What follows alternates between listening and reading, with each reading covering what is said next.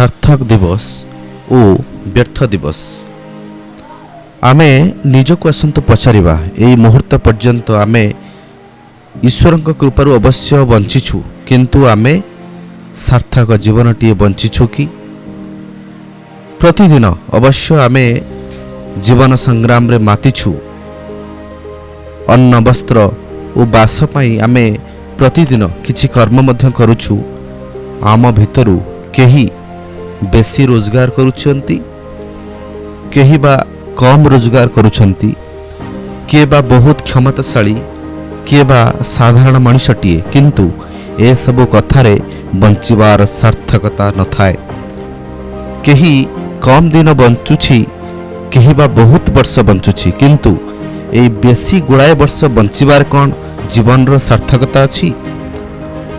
उत्कलमणि गोपबंधुଙ୍କ कथा मन पड़े। गोपबंधुଙ୍କ भाषा रे मानव जीवन नुहई केवल वर्ष मास दिन दंड कर्मे जीए नर कर्म एका तार जीवनर मानदंड।